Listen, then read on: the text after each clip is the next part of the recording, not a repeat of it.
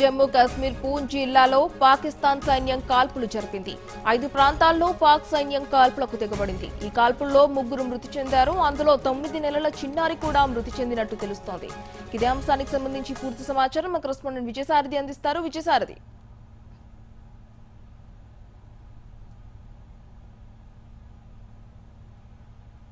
విజయసారథి, చెప్పండి, జమ్మూ కాశ్మీర్ లో జరిగినటువంటి ఉగ్రదాడుల గురించి మీ దగ్గర ఉన్న సమాచారం ఏంటి?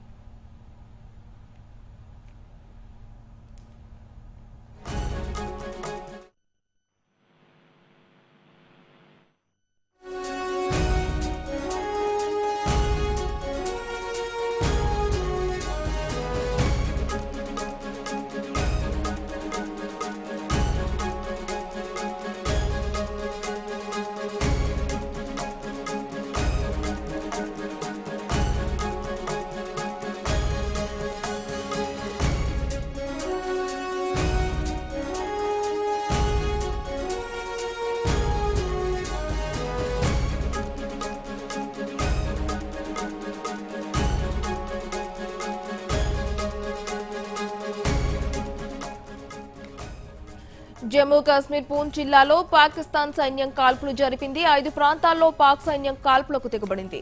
ఈ కాల్పుల్లో 3 మృతి చెందారు. అందులో 9 నెలల చిన్నారి కూడా మృతి చెందినట్టు తెలుస్తోంది.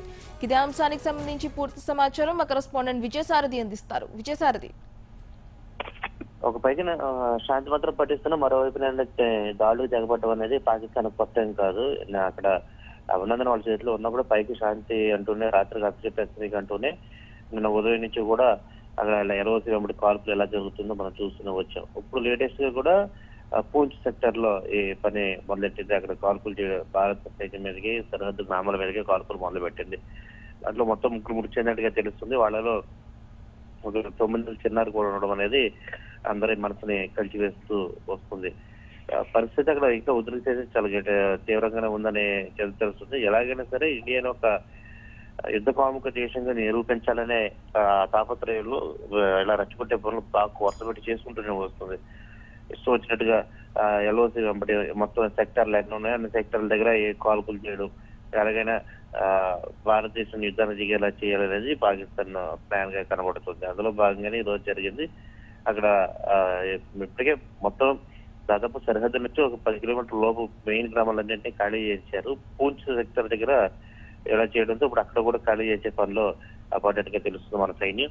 అదన బలగాలనే ఇప్పటికే తరలించారు. పూర్తి స్థాయిలో అక్కడ సౌలభ్యంగా ఉంది మన సరిహద్దు అంతా కూడా. కానీ ఫైరింగ్ 2 వైపుల నుంచి జరుగుతున్నప్పటికీ ఇలా చికాకు చేయించాలని, సైన్యం చికాకు పరచాలని ఈ విధంగా పాక్ కావాలని ప్రతిరోజు ఉదయం రాత్రి ఇలా గన్ ఫైరింగ్ అయితే చేస్తూ వస్తారు. తెల్లవారుజామునే వాళ్ళు టార్గెట్ చేసుకుంటూ ఈ ఫైరింగ్ జరుగుతూ ఉండడంలో నష్టం అయితే జరుగుతూ ఉంది. మొత్తం సివిలియన్లకి ఎలాంటి నష్టం జరగకుండా ఉండడానికి పూర్తి స్థాయి ప్రాంతం అంతటినీ ఖాళీ చేస్తామని కూడా ఇప్పటికే సైన్యం నుంచి సమాచారం అయితే అందుతూ వస్తుంది. ఏదైనప్పుడు ఈ రోజు అంటే ప్రతిరోజు ఈ ఫైరింగ్ అనేది జరుగుతున్నప్పటికీ చిన్నారి చనిపోవడం అనేది అందరి మనసుని కలిసివేస్తుంది. Haripriya, right, thanks for the updates Vijayasarathi.